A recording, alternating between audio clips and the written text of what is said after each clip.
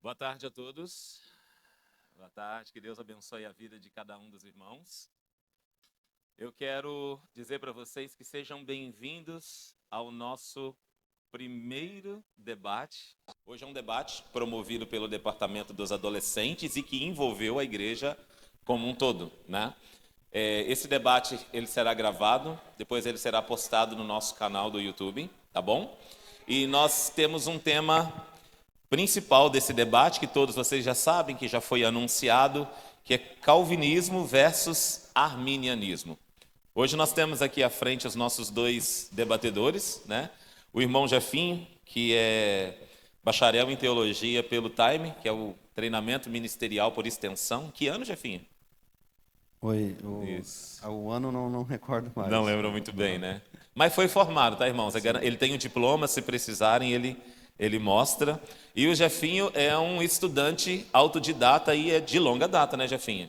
Desde quando ele frequentava o catolicismo, já era curioso, já fazia perguntas. Aqueles que não tinham boas respostas, ele já deixava desconcertado, porque o desejo dele sempre foi aprender a palavra de Deus, né? E do outro lado, que vai defender o calvinismo, o Jefinho vai defender o arminianismo, ainda que ele seja calvinista, eu acredito que ele estudou dobrado para isso.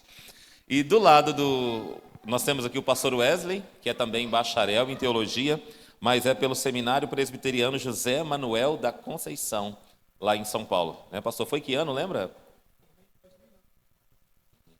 Primeiramente, boa tarde a todos, né? Aqueles que vão nos ouvir. Me formei em 2009. 2009. 2009. Que bênção. E ele vai defender, como eu disse aos irmãos, a visão calvinista. Para ele é mais fácil, que é uma visão que ele já tem familiaridade há um tempo. Eu estou dizendo fácil, mas não é assim tão fácil. Esse assunto vem sendo debatido há centenas de anos, né? E nós não temos a pretensão aqui essa tarde, irmãos, de encerrar esse assunto. Talvez para alguns vai colocar mais dúvidas na cabeça.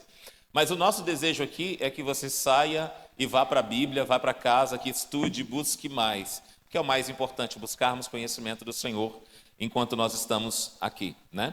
E ele também é mestre em patrimônio cultural e sociedade pela Univille. O que seria essa formação, pastor?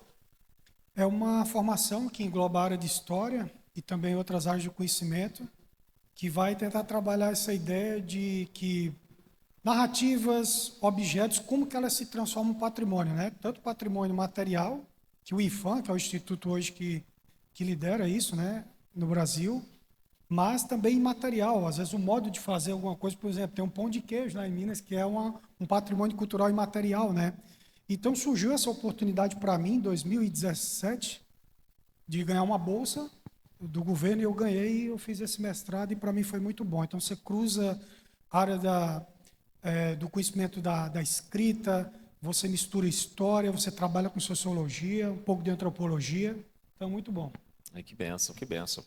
E, queridos, eu quero, nesse momento, explicar como é que vai funcionar as regras do debate, em que os dois debatedores vão ter esse tempo para poder responder, vai ter resposta, réplica e tréplica. Serão 6 perguntas.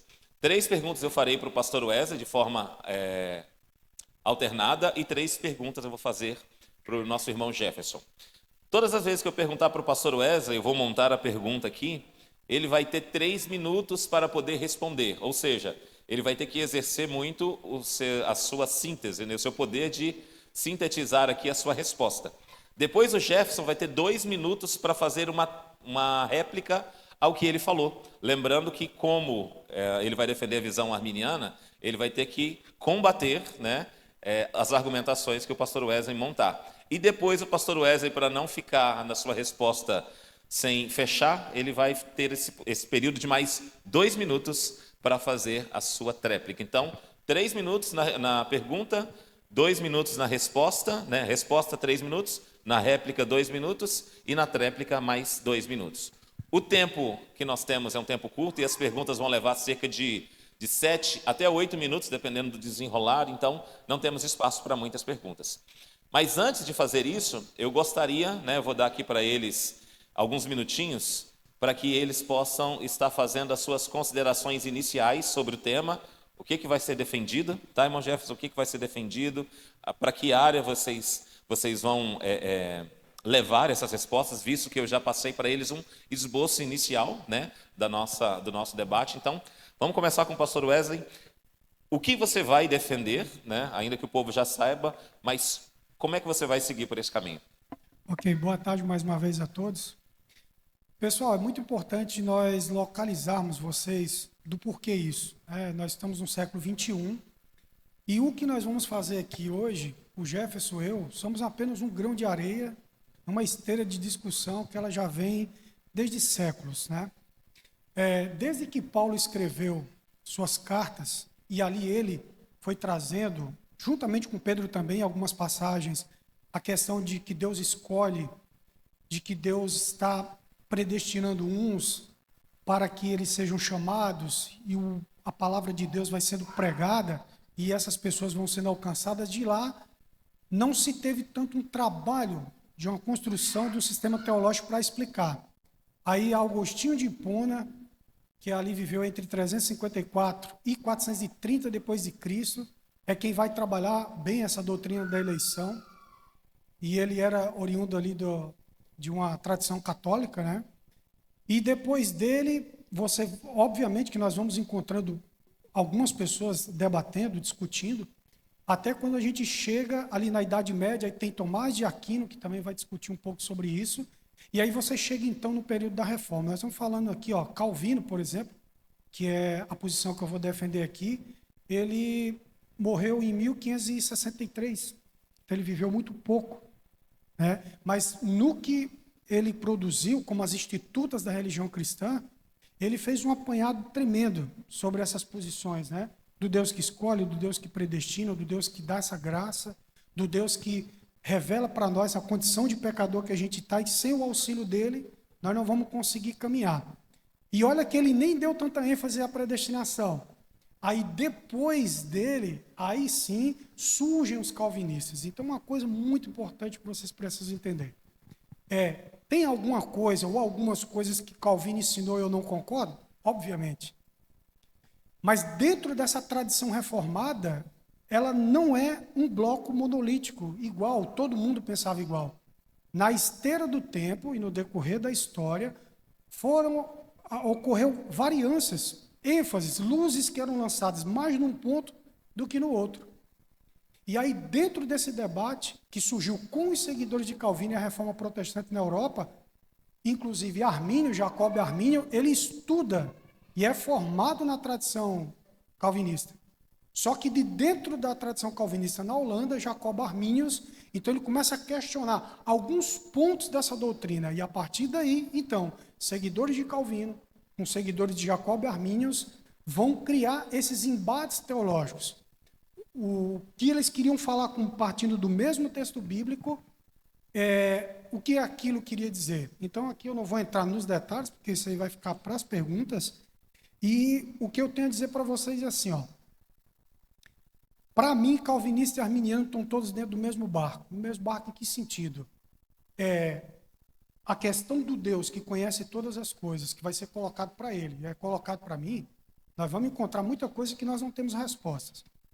Segunda, vocês que vieram para cá achando que vocês iam encontrar mais respostas, vocês vão sair daqui com mais dúvidas. É normal isso acontecer.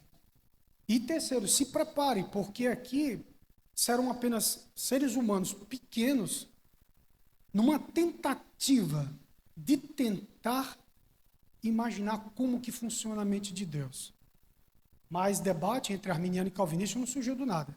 Todos eles, os dois são de linha biblista, partiram da Bíblia. Agora, as explicações, as ênfases, aí elas foram marcando a diferença entre eles. Ok. Obrigado, pastor Wesley. Irmão Jefferson, agora você tem alguns minutos para poder dizer qual que é a sua defesa dessa tarde, né? E por que caminho que você vai percorrer? Imagino que tem um desafio bem grande aí, teve que estudar uma visão um pouco discordante do tema dele, mas vamos lá. Primeiro, para mim, né, vai ser um desafio defender, porque eu sou muito mais tempo calvinista do que arminiano, né? Antes eu era arminiano, depois eu me converti, né, para o calvinismo, acredito na predestinação, só que agora nessas últimas semanas eu comecei a estudar sobre Armínio para defender essa questão, né? Você é um arminiano fake, mas eu vou tentar defender com maior zelo ali, né? Peço desculpa para os irmãos arminianos se eu não defender da forma como vocês querem, mas assim, eu vou defender uma visão arminiana de Armínio mesmo e dos remonstrantes. Os remonstrantes foram pessoas que surgiram, foram o grupo que saiu de Armínio, que foi os seguidores de Armínio, que começaram esses debates, né? Eles saíram de Armínio e eu vou defender justamente esse pensamento, né? Existe, por exemplo, o arminianismo, que é clássico, o arminianismo da Reforma, e existe o arminianismo contemporâneo, que eu vejo que a ênfase é totalmente ao ser humano, que para mim, na minha visão, já é um semi-pelagianismo, e isso, na minha visão, é heresia, né? Tanto o pelagianismo quanto o semi-pelagianismo já é uma heresia, né? O pastor Wesley ali citou Agostinho de Hipona, né? Que se levantou contra ali as ideias de Pelágio, né? E muitos ali acusam, por exemplo, os arminianos de forma injusta de ser pelagiano ou semi-pelagiano, mas na verdade Armínio defendeu algo que é totalmente contrário a Pelágio, né? E daí eu vou defender essa questão, né? Existem os 5 pontos do calvinismo, né? A maioria das pessoas conhece ali, que é chamada tulipe, né? No acrônimo, e daí vai falar sobre a depravação total, expiação limitada, eleição incondicional. Existe também os 5 pontos do arminianismo. Até esses 5 pontos, quem foi levantado foram os remonstrantes, né, os seguidores de Armínio, e eles levantaram esses 5 pontos primeiros do que os calvinistas, né? Essa palavra remonstrante é demonstrar de outra forma, né? É uma palavra geralmente usada mais no conceito jurídico, e eles fizeram justamente isso. Eles se levantaram contra as ideias de Calvino. É chamado, na época, de hipercalvinismo. Geralmente é os calvinistas que defendem a dupla predestinação. Nem todo calvinista defende a dupla predestinação. Tem calvinistas que defendem que Deus elegeu só para a salvação e não para a perdição. E, por exemplo, o pastor Wesley defende essa chamada dupla predestinação, que foi bem essa questão que Armínio se levantou contra, né? Sobre esse conceito de Deus predestinado tanto para o inferno quanto para a salvação, né? Então ele colocou os 5 pontos, que é conhecido como facts, que do inglês é fato, né? E daí cada um deles no acrônimo vai falar, né? O primeiro seria livre-arbítrio ou chamada livre graça. A outra é chamado expiação ilimitada, que seja que Jesus morreu por todos. Outra é eleição condicional, contrapondo com a eleição incondicional dos calvinistas, que Deus elegeu, mas com base na presciência de Deus e não no decreto de Deus. E daí tem os outros pontos, que é segurança em Cristo, onde que as pessoas podem ter segurança em Cristo, não que vai ter perseverança absoluta sobre isso, como é o caso dos calvinistas defende, mas que a gente pode ter segurança em Cristo, e enquanto a gente estiver ligado nele, a gente vai perseverar até o fim. Bem, queridos, nós vamos então agora passar para as perguntas. São 3 perguntas para cada um, vou fazer de maneira alternada. Porém, após esse período das 6 perguntas, nós vamos dar oportunidade para o público e para quem está assistindo gravado, tem uma plateia, né, atrás que está assistindo e vai participar. Então eu não sei, mas eu vou escolher aqui 4 pessoas, né, que desejarem fazer 4 perguntas depois desse período aqui entre as perguntas com eles. Vou fazer essas perguntas com eles, depois eles também terão a oportunidade de questionar um ao outro com pelo menos uma pergunta e responder depois, né, à medida que eles acreditarem. Eu sei que vai faltar hoje talvez um pouquinho daquela pimenta, porque do outro lado não defende exatamente o princípio contrário, né? E às vezes essa pimentinha é até boa de se ter, mas eu quero que vocês pareçam que estão nervosos assim nas defesas de vocês, colocando aquela emoção. Amém? Vai ter tempo na tela, o Eloy já está aí posicionado com o tempo, né? A pergunta é a seguinte, pergunta de número 1, natureza da salvação, soberania divina e livre arbítrio humano. Pastor Wesley, a salvação é totalmente obra de Deus ou há uma resposta humana indispensável? Na visão calvinista, tempo na tela. Ok. Sim, a forma como eu compreendo, e boa parte da tradição reformada calvinista, é que Deus detém a sua soberania, ele detém ela, pelo fato de nos conhecer antes da fundação do mundo, e de ter decretado que essas coisas acontecessem, mas também tem espaço para a liberdade da escolha do homem. É aí onde está o principal paradoxo, né? Porque, por exemplo, olha só, em Efésios, no capítulo 1, diz assim, ó, bendito seja o Deus e Pai de nosso Senhor Jesus Cristo, que nos abençoou com todas as bênçãos espirituais nas regiões celestiais em Cristo. Porque Deus nos escolheu nele antes da criação do mundo, para sermos santos e irrepreensíveis em sua presença. Em amor nos predestinou para sermos adotados como filhos, por meio de Jesus Cristo, conforme o bom propósito da sua vontade, para o louvor da sua glória, graça a qual nos deu gratuitamente no amado. E aí Paulo vai seguir nessa argumentação longa. Paulo é um escritor muito denso nesse sentido, né? E a grande questão do arminiano é que, devido ao compromisso de defender esse suposto livre-arbítrio do homem, de que o homem é totalmente livre, eu não vejo liberdade dessa forma, nós estamos condicionados sempre a alguma coisa, parece que é extremamente ofensivo para as linhas arminianas entender que o fato de que Deus, antes de que o mundo existisse, ele decretou e determinou com que certas coisas acontecessem, isso fere o orgulho. Só que o problema é que, ao ferir esse livre-arbítrio, do outro lado você limpa essa ideia de um Deus que não é determinista, segundo a acusação dos arminianos, mas aí você ainda não limpa o problema para Deus. Eu não vejo dessa forma. Eu vejo que o arminiano, em prol de defender esse livre-arbítrio, mas não consegue fechar o ponto de que nós não estamos falando de um homem normal. Nós estamos falando de um ser que contempla e não se limita por passado, presente e nem futuro. Então, para mim, qual que é o problema de você conceber no mesmo sistema teológico a ideia de um Deus que é soberano e determinou que as coisas acontecessem? No decorrer do debate, a gente vai entender mais as minúcias disso, mas, ao mesmo tempo, ainda mantém a liberdade humana. Por que uma tem que excluir a outra? Exato. Vai reiniciar aqui, agora 2 minutos para a resposta do Jefinho, né? Jefinho, valendo o tempo. Tá. Com relação a isso, eu concordo ali em partes com o pastor Wesley, porque a gente parte do pressuposto ali da depravação total. São os 2 pontos onde que tanto arminianos quanto calvinistas concordam, que quando o homem pecou, todas as faculdades do ser humano foram alteradas, de modo que é impossível para o ser humano, por ele mesmo, buscar a Deus, ter fé ou aceitar a Cristo por ele mesmo. Tanto é que está escrito em Romanos, né? Não há um justo sequer, não há quem entenda, não há quem busque a Deus, todos se extraviaram e a uma se fazem inúteis. Então, com relação ao livre-arbítrio, a melhor palavra seria livre graça.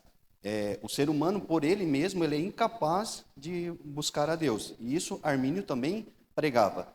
Daí, para resolver essa questão, a gente fala sobre a graça preveniente. E daí Deus deu uma graça universal a todos na mesma medida, como se devolvendo ao ser humano o livre-arbítrio. Mas essa é inteiramente responsabilidade de Deus e é totalmente mérito de Deus. Então a salvação realmente pertence a Deus, não é mérito do ser humano, não é através do ser humano, mas através dessa graça preveniente que ele dá igualmente a todos, e não é a graça salvífica, mas a graça preveniente, o ser humano é livre tanto para escolher a Cristo como seu Salvador, quanto também para rejeitar ele. Então a gente vê vários exemplos na Bíblia de pessoas que rejeitaram o chamado de Deus. E vemos vários exemplos na Bíblia que também aceitaram o chamado de Deus. Graças a essa graça preveniente que ele dá igualmente a todos, né? Ok. Dentro do tempo? Pastor Wesley, ele disse aqui que há uma possibilidade de rejeição. Como é que você vê isso em 2 minutos? Então, graça preveniente para o arminiano é uma coisa que é difícil de a gente resolver essa equação. Porque, pensem só comigo, acompanhem o raciocínio. Esse tipo de graça que os arminianos falam, ele é tipo uma carteira de habilitação. Deus vai te capacitar a, num momento, pela sua livre escolha, você vai decidir segui-lo ou não.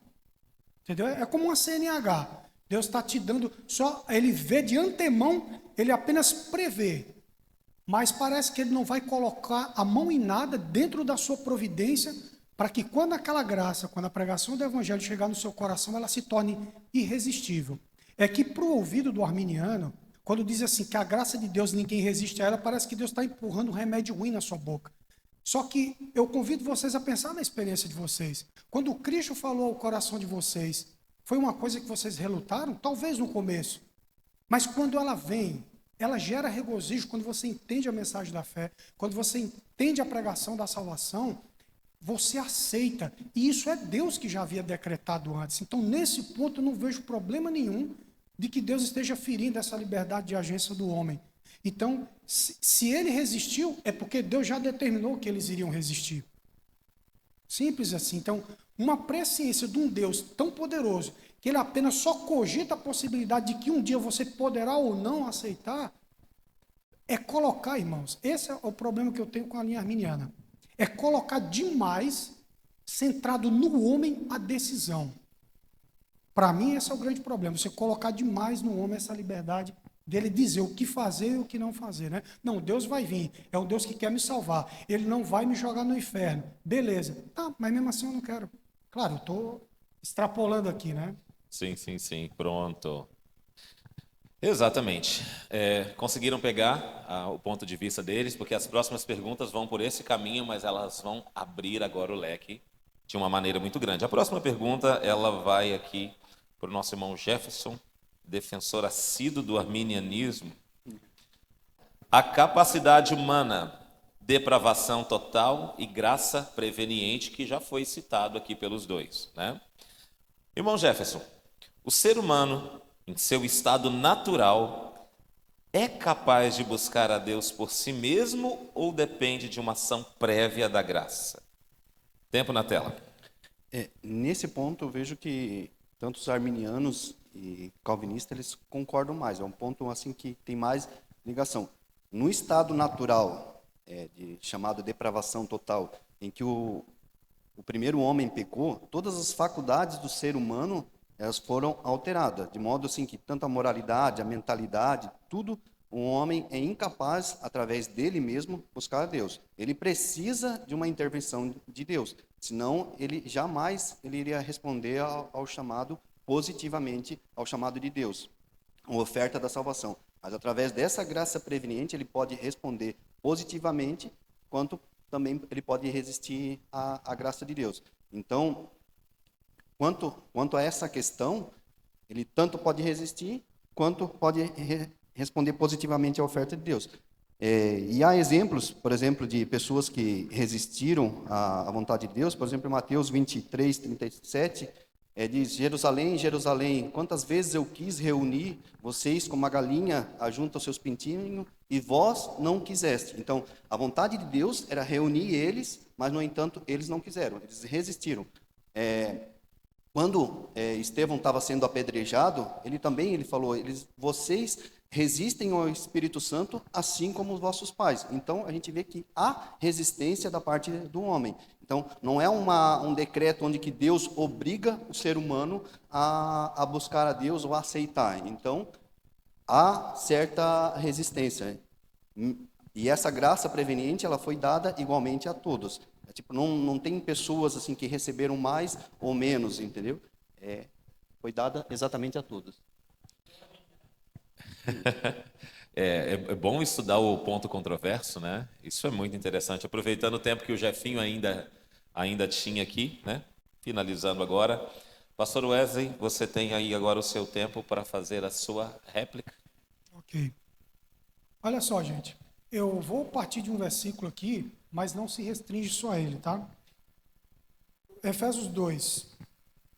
partir do verso 1. Vocês estavam mortos em suas transgressões e pecados, nos quais costumavam viver quando seguiam a presente ordem deste mundo e o príncipe do poder do ar e o espírito que agora está atuando nos que vivem na desobediência. Anteriormente, todos nós também vivíamos entre eles, satisfazendo as vontades da nossa carne, seguindo seus desejos e pensamentos.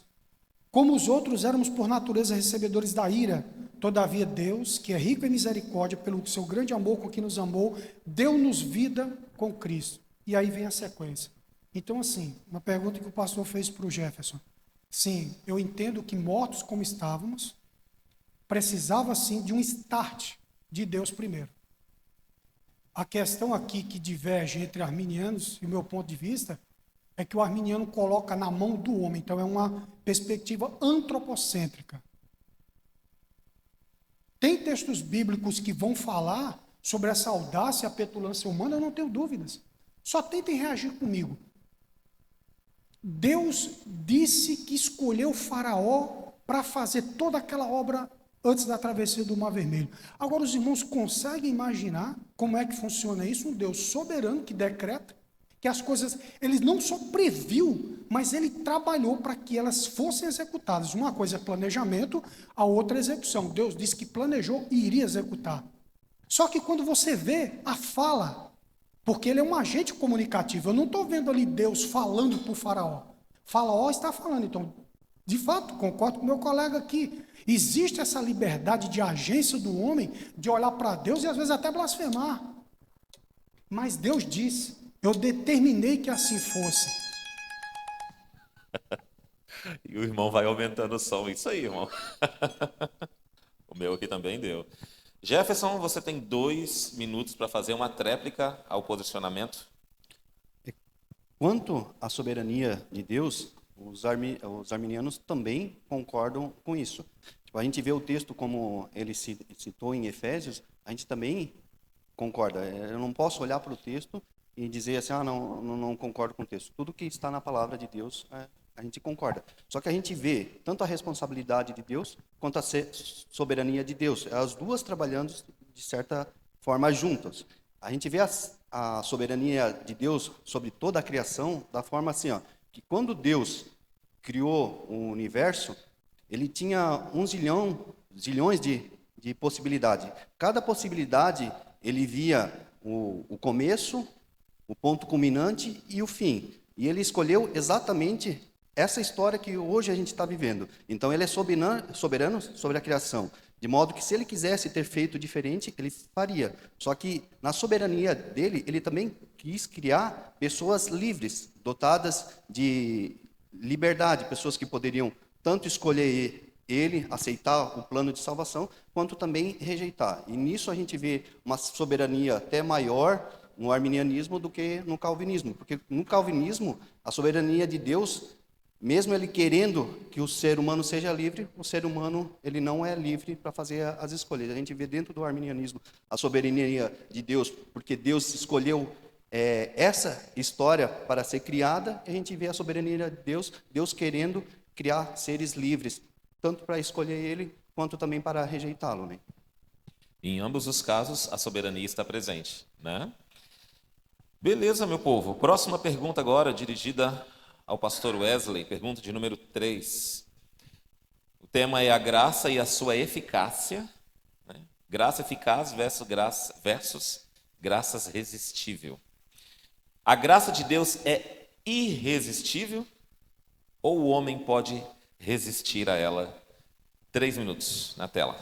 A graça de Deus, ela é irresistível. A gente parte de textos como esse, de Efésios. É impossível resisti-la. É impossível resistir, eu vou explicar por quê. Isso é uma argumentação não só teológica, mas também engloba filosófica nisso. Você parte de Efésios, você vai para Romanos, por que ela é irresistível? E aí vocês têm que depurar a audição de vocês. Não façam um pré-julgamento. Porque quando você usa o adjetivo irresistível, parece assim, que Deus está empurrando uma coisa de goela abaixo. Não é isso. Como que é a linha de raciocínio calvinista? Deus, antes do mundo ser formado, ele realmente previu, mas decretou que certas coisas acontecessem. O curioso e o que deixa, às vezes, a gente numa sinuca de bico, é que tem coisas que Deus agiu diretamente para que aquilo fosse feito. Por exemplo, quando ele disse para o certo pomar no Jardim do Éden, haja esse tipo de frutas. A partir dali, do gênero, surgiram várias espécies.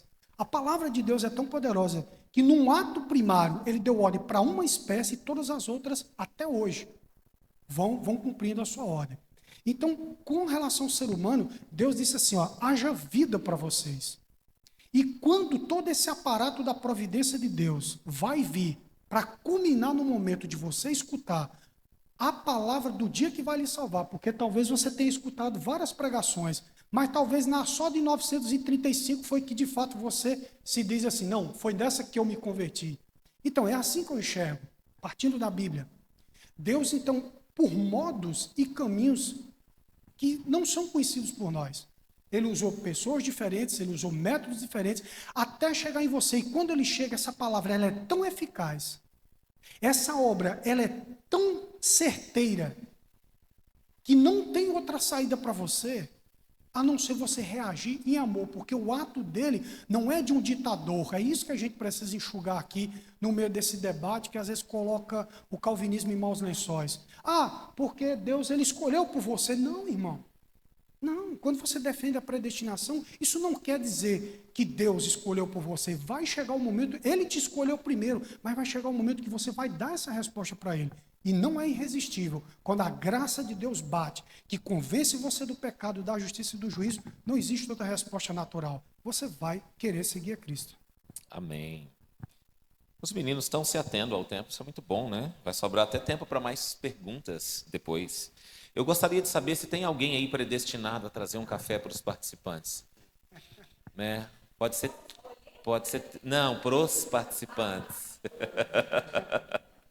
Isso, uma pausazinha para os meninos beberem uma água aqui. Pode ficar à vontade.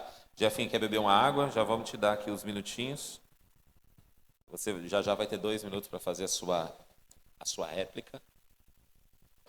Voltamos com a nossa programação aqui, logo após os comerciais. Nós paramos aqui na vez do Jefferson, ele vai fazer a réplica quanto à resposta do Wesley. E a pergunta, só para a gente lembrar a pergunta do Wesley, era a seguinte: a graça de Deus, Jefferson, é irresistível ou o homem pode resistir a ela? Sua réplica. Quanto a essa questão, com certeza um homem pode resistir à graça de Deus, né?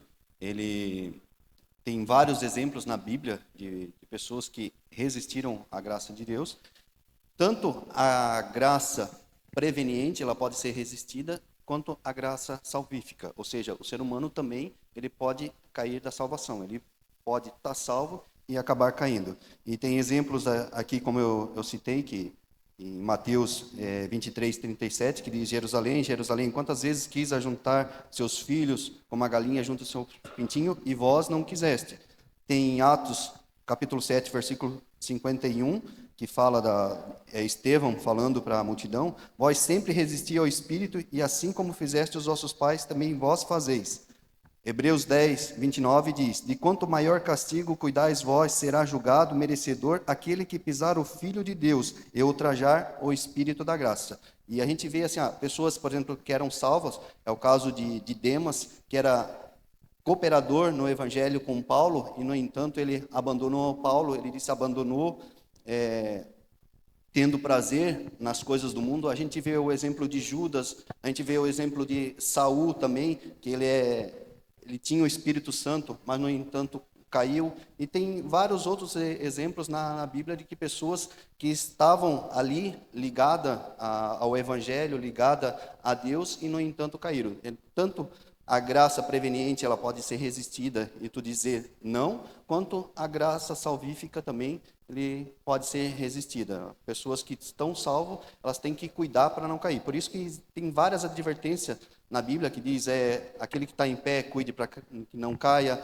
Enquanto a gente está em Cristo, a gente tem segurança em Cristo. Saiu da presença de Cristo, a gente pode cair. É o caso, por exemplo, da parábola onde que Jesus falou do filho... Pronto, que dó. Dessa vez o tempo foi...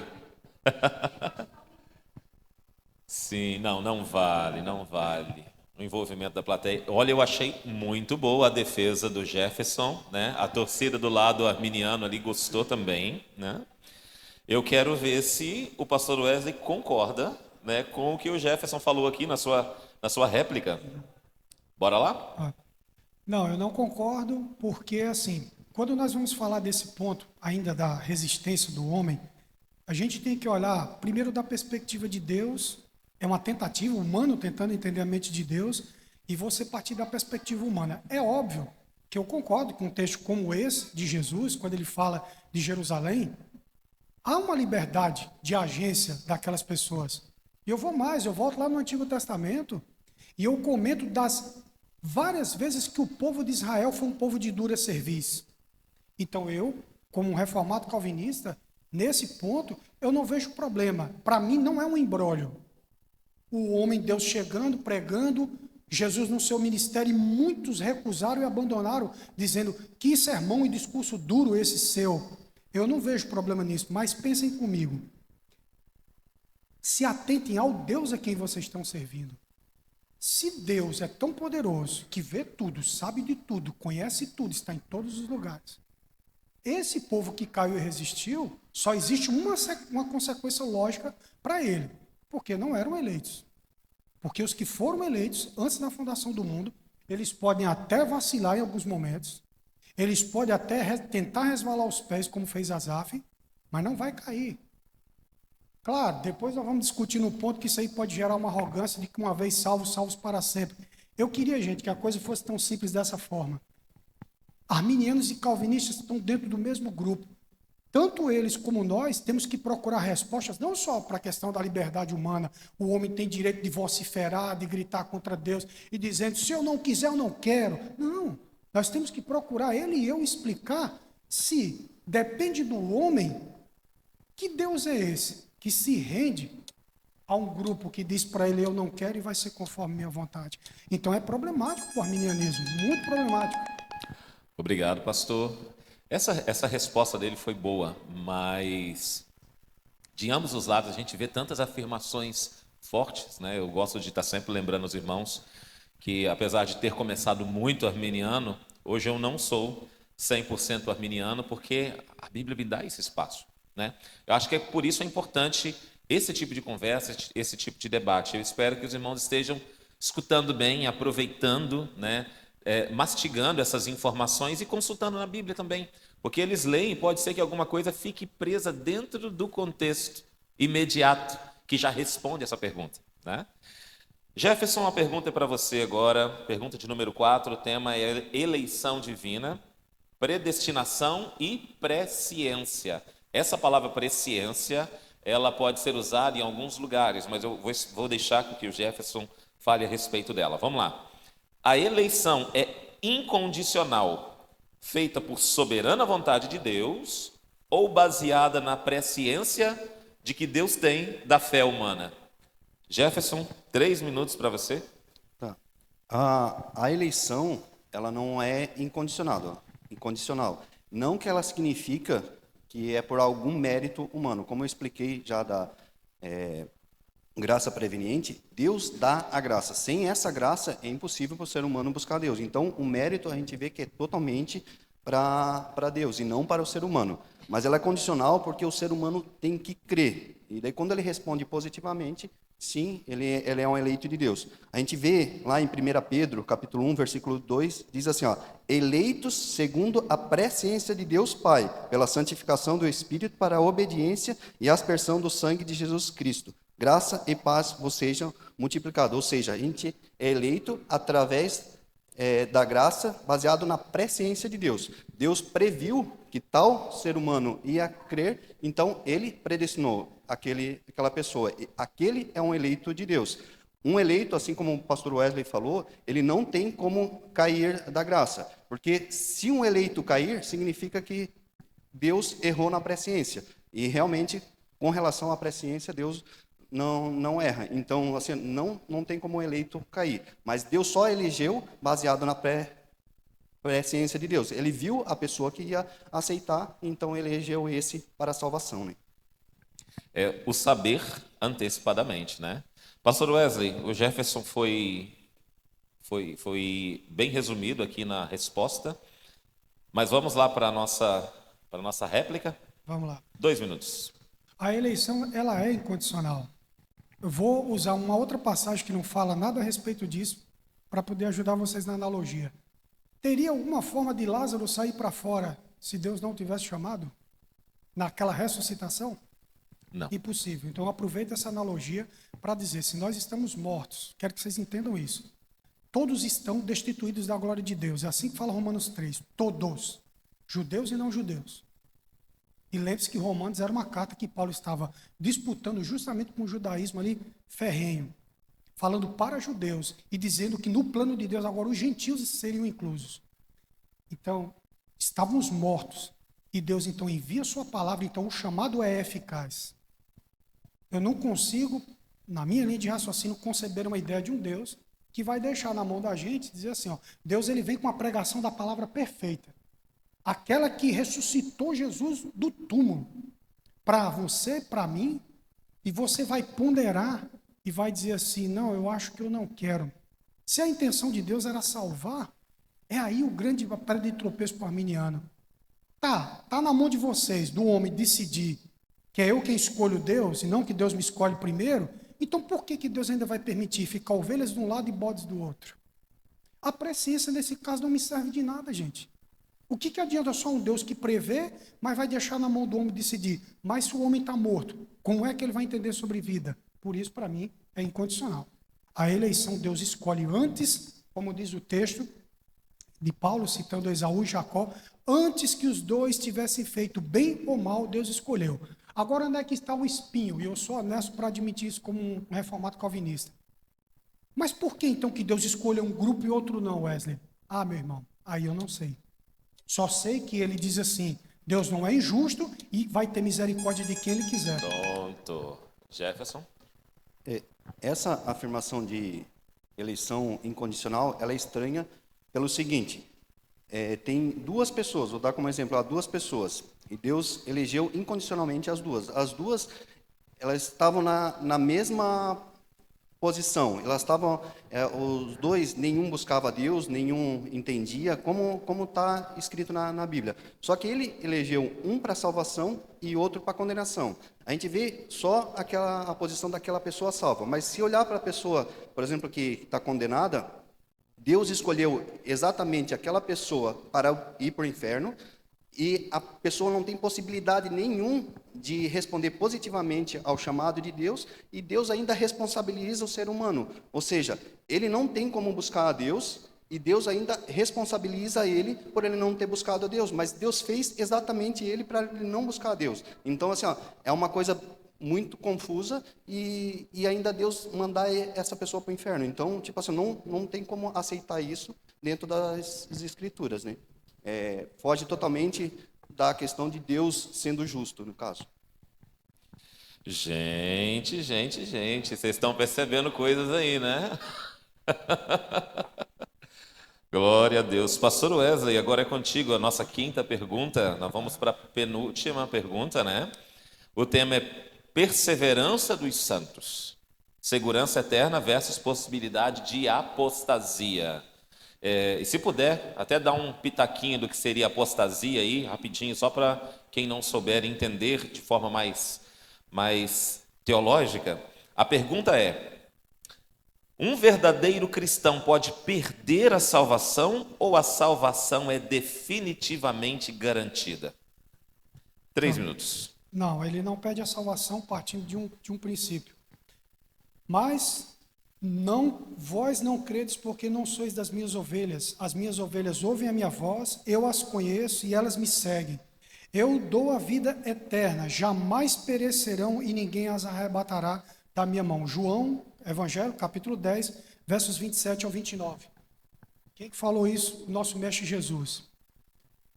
Envolvido num texto sobre discussão de arminianismo e calvinismo? Jamais.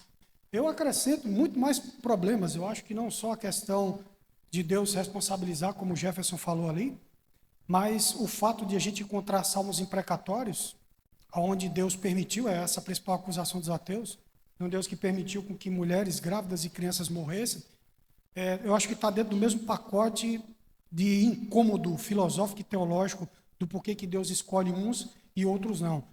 Não vamos saber, meu irmão. Ele só disse, a resposta de Deus é que eu terei misericórdia de quem eu quiser.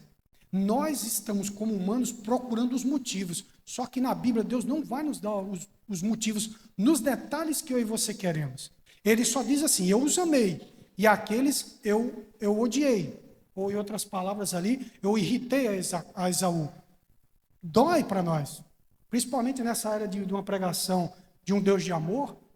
A acusação dos calvinistas, dos arminianos é, então assim, um calvinista ele nunca vai evangelizar. Por que não? Não, porque Deus já escolheu, e outra, não só escolheu, como o homem não tinha capacidade de responder para ele se o próprio Deus não tivesse vivificado, e se o cara não aceitar, ainda vai responsabilizar ele. Pois é, eu não disse que eu ia trazer para vocês aqui um peixe que vinha sem espinhas. Eu também luto com isso, com essa questão, mas ele escolhe ter misericórdia de quem ele quer. Não é uma coisa que eu vou ficar aqui me felizando, pulando de alegria, não. O desejo é que se todos pudessem ser alcançados pela graça, beleza. Agora apostasia. Apostasia é, do ponto de vista humano, veja, nós só conhecemos olhando para trás pelo retrovisor. Imagina uma pessoa que congregou a vida inteira na igreja com você, manifestou frutos, você viu arrependimento, você viu evidências de fruto de santidade, e de repente essa pessoa cai. Essa pessoa cai e se afasta, costumeiramente chamado pelos evangélicos de se desviou. Depois da queda dele, você diz, fulano apostatou. Ele apostatou porque daí ele agora blasfema do nome de Deus, ele segue por caminhos completamente, ele virou pelo avesso.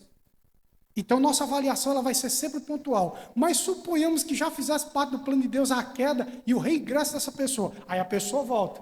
Quando a pessoa volta, então não apostatou. Vocês entendem? Não adianta nós olharmos daqui para o futuro, nós não vamos ter resposta. Agora, olhar daqui para o passado, nós vamos ter alguma coisa, mas não todas as respostas. Pronto. Jefinho, repetindo só para deixar renovado aí na mente, um verdadeiro cristão pode perder a salvação ou a salvação é definitivamente garantida?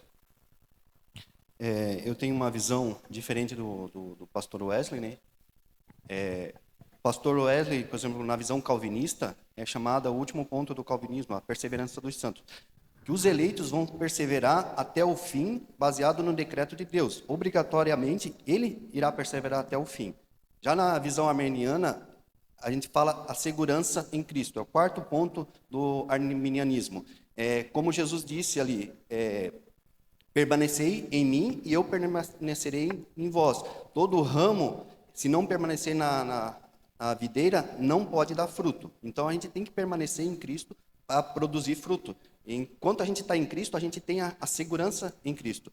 A passagem que ele citou ali, que ninguém as arrebatará da minha mão, na visão calvinista, é como se a ovelha tentasse escapar e Jesus dissesse, não, tu não vai sair daqui, obrigatoriamente tu vai ficar aqui. Mas na visão arminiana, não, é a ovelha suplicando ali por proteção e Jesus dando a segurança que ninguém as arrebatará da sua mão, nem a morte, nem a vida, nem os principados, nem os anjos, nem profundidade. Então, nada as arrebatará da mão de Cristo. Mas pela segurança em Cristo, não por decreto de Deus, e mesmo o ser humano tentando escapar, no caso não vai sair.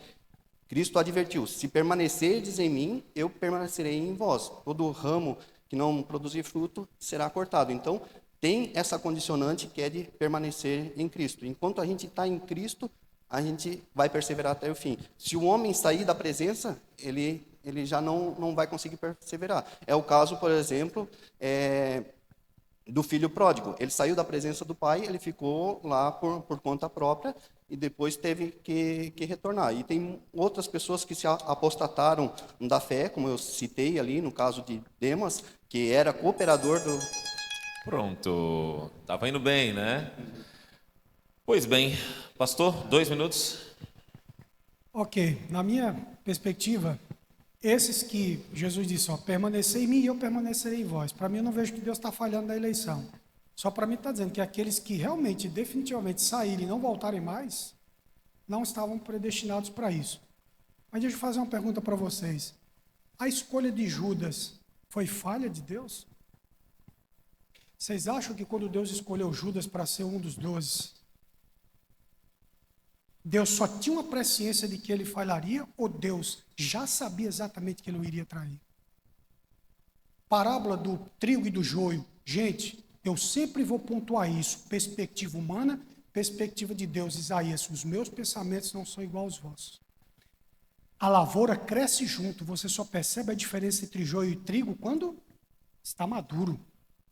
Então é óbvio que do ponto de vista humano, olhando daqui de baixo, calvinistas e arminianos até conseguem se tocar em um ponto comum.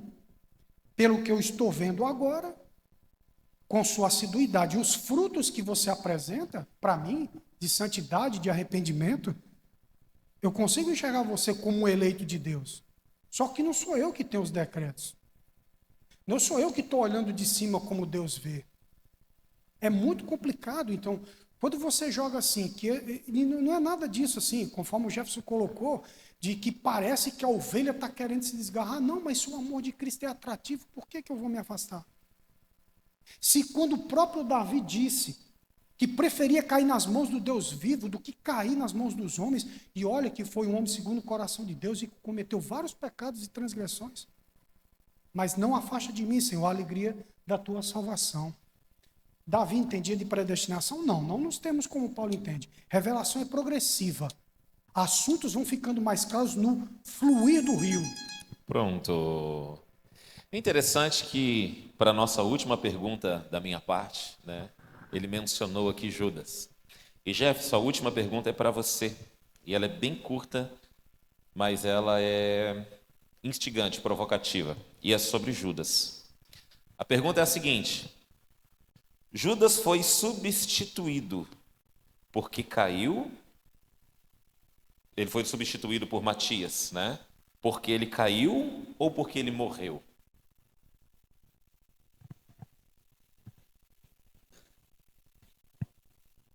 Eu diria que as duas coisas, né? Tipo, tanto por ele ter caído, se ele realmente caiu, se afastou, não tinha como ele continuar como apóstolo. E se ele morreu, obviamente ele teria que ser substituído, não teria como ele estar continuando sendo morto, no caso, né? Então, a gente vê que é pelas duas coisas, né? Judas é totalmente responsabilizado por isso, não é colocado nas contas de Deus o pecado que Judas cometeu, né?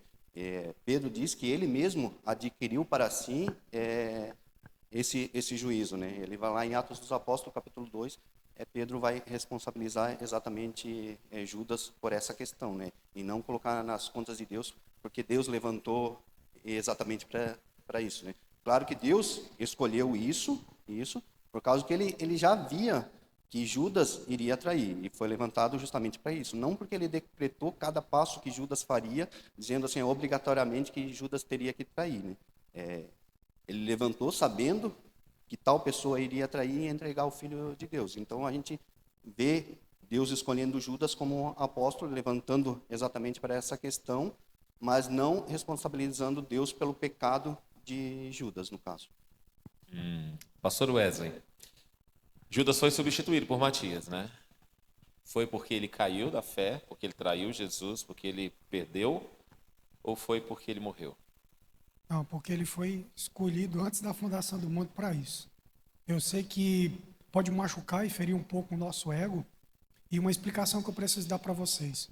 Quando eu falo assim que Deus ele determina como o evento vai acontecer, é aqui a complexidade. Vai ter a participação humana, mas Deus não tomou a decisão por Judas. Deus decretou que Judas o trairia. E o impressionante desse texto não foi só o fato de que Judas traiu Jesus, mas o fato de Jesus ter amado ele até o fim, cara. Isso para mim é impressionante. Então, já tinha sido escolhido para isso. Deixa eu colocar só um adendo, pausa no tempo dele aí, só um adendo. Outro discípulo morreu, Tiago, certo? Ele foi substituído? Pode continuar. O Tiago, se eu não me engano, das 3 colunas principais lá, não, ele não foi.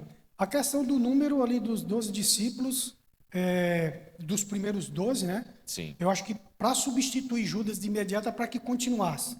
Aí tem aquela analogia, porque havia as 12 tribos de Israel. Sim. Mas a partir dali eles foram ficando um grupo maior e já não ficou mais restrito aos 12. Então, Paulo até é fora de tempo. Então, não, Tiago ele não teve essa substituição. Porque ele não caiu. É. Ele só morreu. Isso, exatamente. Todos ali estavam predeterminados para o que eles iriam fazer. O problema é nossas mentes humanas limitadas tentando captar como é que isso funciona. Aonde é que termina a ação de Deus? Aonde é que termina a ação do homem? Se Deus decretou que Judas o trairia, como é que foi naquele momento, naquele gesto, onde Judas chega e dá um beijo na face de Jesus? Era o Deus soberano usando apenas ele como um boneco ventríloco? Não, gente. Eu sei que é isso que a nossa razão pode levar a pensar, que Deus é um ventríloco. E nós somos apenas bonequinhos no colo dele. Mas não é. Entendeu? É uma problemática difícil de resolver. Jefferson, ele disse que Judas foi predestinado para cair, né? A Bíblia tem um versículo que fala a respeito disso. Deus predestinou e decretou que ele faria isso, ou Deus viu que ele faria isso? Como eu já havia falado, Deus viu através da presciência que tal pessoa iria trair. Ele foi levantado justamente por essa questão. A Bíblia fala isso, então ela é clara. Mas não que Deus assim, determinou cada passo que Judas desse e fosse colocado na conta de Deus tal pecado, entendeu? Como se Deus fosse responsável pelo pecado de Judas. A gente vê que ali Judas realmente caiu, ele tinha a possibilidade de ser uma pessoa salva, ele, no caso ali, no momento que ele estava, ele poderia ter perseverado até o fim, mas no caso não perseverou. Os apóstolos, por exemplo, quando Jesus comissionou todos eles, Judas estava lá entre eles, expulsando demônios, ele tinha desfrutado de todos os dons celestiais, ele curava, estava junto com Jesus Cristo. Então, inclusive, Jesus deu o papel dele, de ele ser tesoureiro, é ele que cuidava das ofertas. Então, assim, Deus não quis que Judas cometesse tal pecado. Ele escolheu justamente para ele, porque ele previu que ele faria tal coisa. A gente vê nas Institutas de Calvino dizendo assim, daqui se evidencia quão grande seja a diferença entre a vontade de Deus e seu preceito. Pois, embora Deus proíba o adultério, o furto, o homicídio, todavia determina que o adultério, o furto, o homicídio se realizem por vontade dos homens. Ele não deseja que o homem cometa adultério, mas, todavia, quer que o adultério aconteça conforme o conselho e decreto. Então, assim, na visão calvinista, Deus quer exatamente aquilo que o homem faz de pecado. No caso, na visão calvinista, Deus queria que Judas traísse, né? Essa era a vontade de Deus, assim como os demais pecados sejam da vontade de Deus. Por mais que ele proíba, mas assim ele deseja que o faça, no caso. Pronto. Finalizamos aqui a minha parte com as minhas perguntas, né? E o terceiro bloco do nosso debate agora é a pergunta cruzada. Ou seja, o Jefferson vai fazer uma pergunta questionando o calvinismo do pastor Wesley, e depois o Wesley fará a mesma coisa. E eles só terão direito a uma resposta, né, a essa pergunta, ok? Vamos começar então com o Jefferson, já que o debate começou com o pastor Wesley. Jefferson, está na mão? Eu espero. Se a gente vê que haverá uma necessidade de uma réplica, 3 minutos, e a resposta é 2 minutos, tá? De acordo, se os irmãos quiserem até procurar esse texto, está em 1 Timóteo, capítulo 2, versículo 3 ao versículo 4. De acordo com o texto de 1 Timóteo 2, do 3 ao 4, diz assim: isso é bom e agradável diante de Deus, nosso Salvador, que deseja que todos os homens, todos, sejam salvos e cheguem ao pleno conhecimento da verdade. Se a vontade de Deus é que todos os homens sejam salvos, e o que prevalece é a vontade soberana de Deus, ou seja, os decretos de Deus, logo, todos os seres humanos não seriam salvos.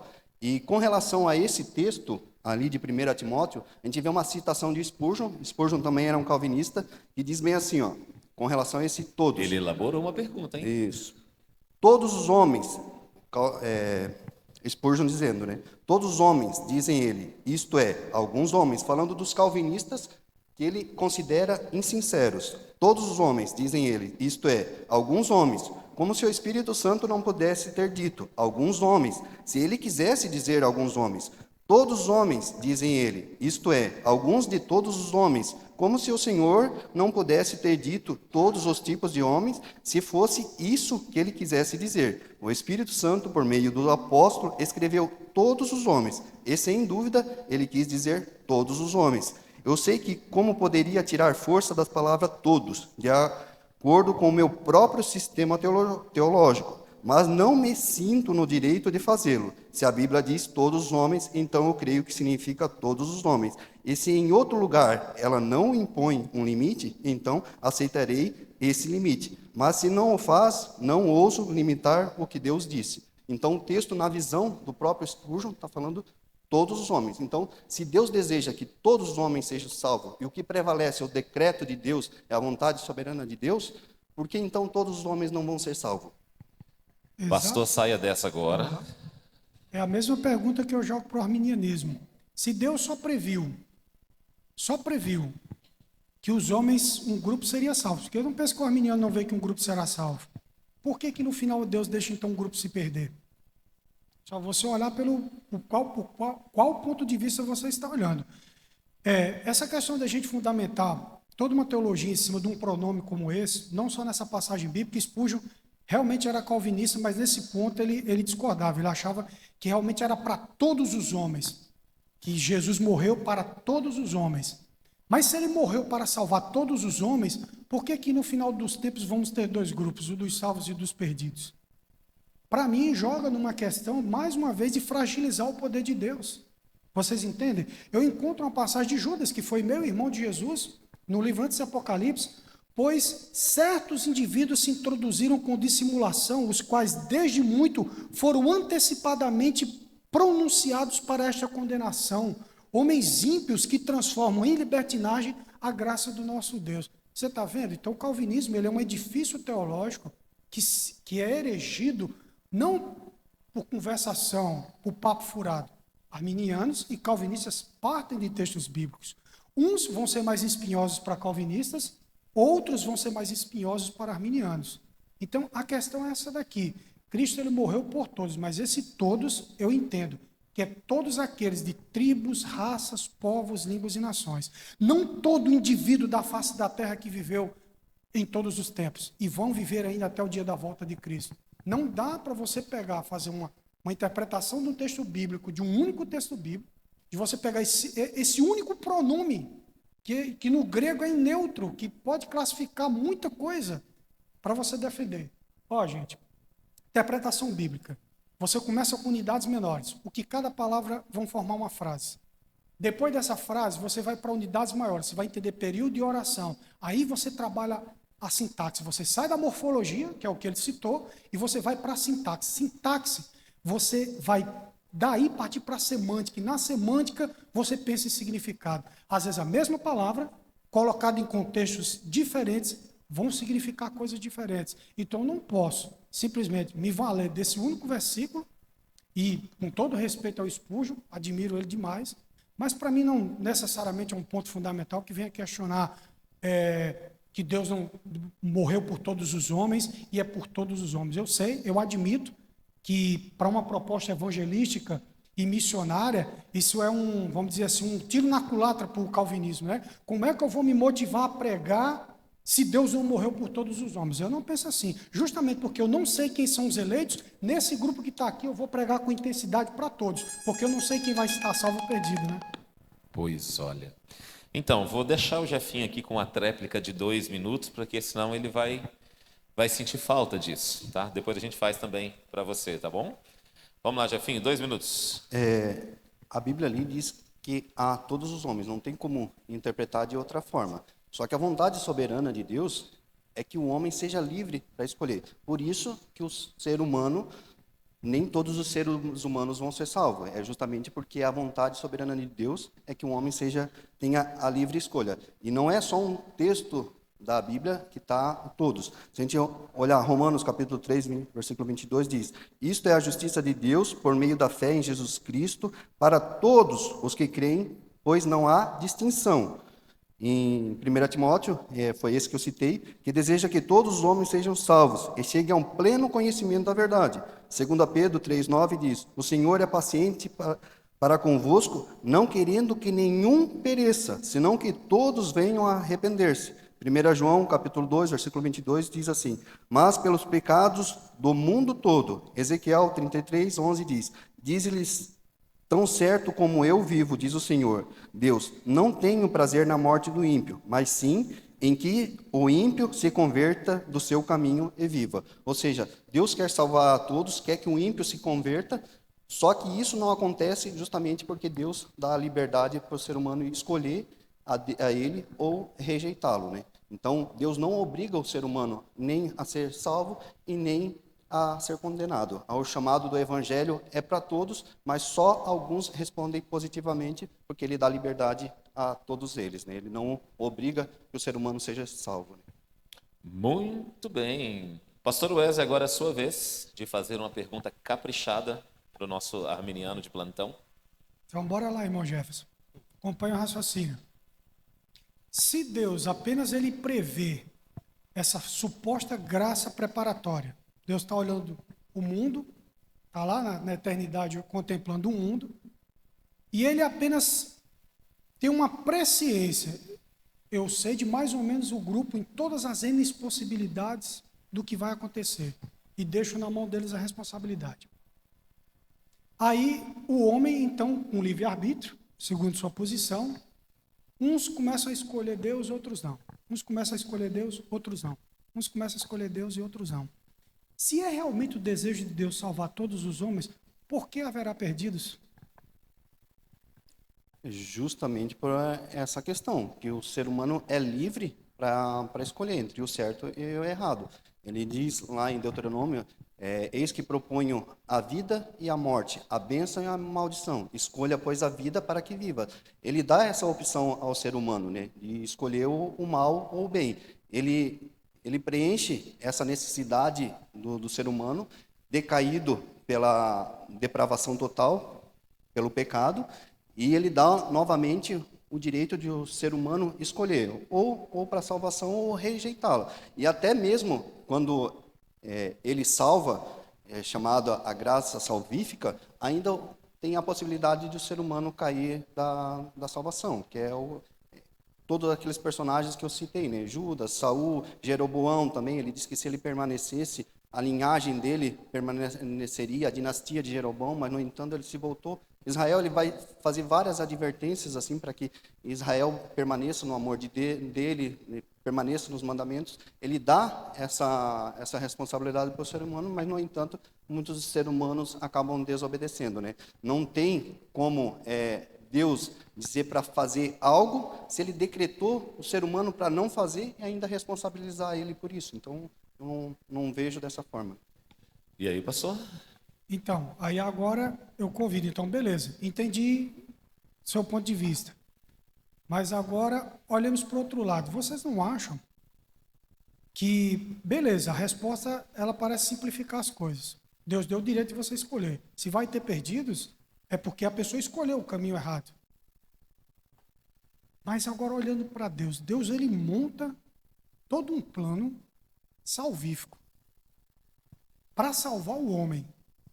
Ele envia o seu filho no tempo, onde se esvazia da sua divindade para assumir uma forma humana e ser o mediador de uma nova aliança. Conforme esse texto bíblico e tantos outros que a gente pode citar, até em ajuda ao arminianismo, Deus tem um desejo de que todos sejam salvos. Mas todos não vão se salvar porque eles escolheram não ser salvos. Não parece colocar Deus numa posição de muita fragilidade? Esse é o problema. O grande espinho para o calvinista é que quando você defende que Deus predestinou, você parece que obrigatoriamente tem que responsabilizar Deus pelo pecado. Deus seria a origem do mal. Essa, para mim, é a maior acusação que os calvinistas recebem. Porque se ele predestinou para eleição e outros para perdição, então ele escolheu também o mal. Não, Deus não pode ser o autor do mal. É aqui onde está o grande paradoxo, não contradição. Contradição é quando uma coisa é e não pode ser outra. Paradoxo é quando É difícil conceber e fazer o link entre as duas ideias. E Deus é soberano, Deus é perfeito, Deus é supremo. Então, se ele deseja que a humanidade seja salva, e essa humanidade não é salva, para mim, coloca Deus numa fragilidade tremenda. E aí a gente vai abrir a possibilidade aqui para tantas outras correntes teológicas e filosóficas que vai enfraquecer o nosso Deus. Vai deixar ele cada vez mais capenga. Muito bem, muito bem. Finalizamos aqui o nosso terceiro bloco das perguntas cruzadas. E o próximo bloco do nosso debate aqui, a pergunta é com vocês. Mas é o seguinte, eu preciso de 4 pessoas. 2 farão perguntas para o pastor Wesley referente ao calvinismo. E 2 farão perguntas ao Jefferson referente ao arminianismo. A pergunta tem que ser durante 1 minuto, não pode passar mais do que isso. E eles vão ter 3 minutos para responder sem réplica, ok? Quem gostaria de fazer a primeira pergunta, levante a mão. Já vi os 4 aqui que vão perguntar, olha. Primeiro o irmão José Koprovski, o irmão Fauser, o irmão Tiago e o Rangel. A Fernandinha quer perguntar? Não, não quer.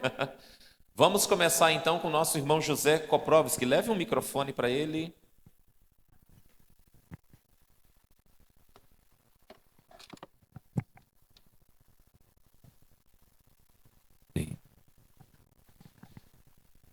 O irmão José, isso. Depois a gente faz uma ediçãozinha lá no vídeo. A irmã Fernanda quer fazer uma pergunta? Tá. Nós vamos deixar 5 perguntas. Aí no final você escolhe qualquer um dos 2 para responder, tá? Irmão José. Pastor Wesley, no calvinismo, tá, como é observado a situação de Adão e Eva que pecaram? Eles foram predeterminados a pecar? Deus motivou Eva e Adão a pecar? Porque é dali que provém toda essa discussão. Finalizou a pergunta? Cessei. Ok. Então, Obrigado, irmão. Excelente pergunta. Então, onde está? Esse é o único momento, vamos dizer assim, do plano da redenção aplicado na cronologia, na história, no tempo, que é uma coisa é o que Deus decretou lá antes de tudo se formar. Deus estava no conselho com o Filho e o Espírito Santo. Nós não conseguimos conceber isso. Mas quando ele resolve executar o plano, a criação, então aí sim, para mim, Adão e Eva têm o livre-arbítrio. Aí, como disse o grande Agostinho, de Hipônio, eu concordo com ele, Adão tinha a possibilidade de pecar e de não pecar. Depois que eles caíram, aí ele só podia pecar e era incapaz de não pecar mais. Tudo que ele fez e sua geração fez depois dali tinha que ter o resquício e contaminado com a questão do pecado, que afetou sua moral, afetou a sua questão social, porque dali você vê a crise, o irmão mais velho mata o irmão mais novo, depois Caim foge, Deus, e você vê os lampejos da graça no meio da queda, coloca um sinal de proteção sobre Caim, o primeiro assassino.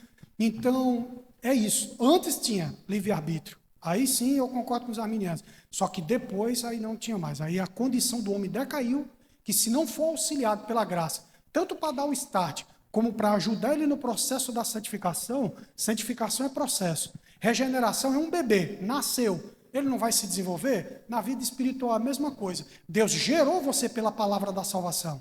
Você nasceu em Cristo. A partir daí você vai viver a santificação. Então, entre os pontos do calvinismo, talvez no outro debate vocês precisem entender aquilo que é ato único e aquilo que são atos processuais. Santificação tem que se viver todo dia, um processo. Você vai brilhando com uma pequena luz até se tornar uma luz perfeita no dia. E vai haver fragmentos, sobe e desce, né? Isso, obrigado. Próxima pergunta agora, o irmão Fauser, lá atrás. Isso, já está chegando aí o microfone, irmão Fauser. A pergunta agora é para o irmão Jefferson.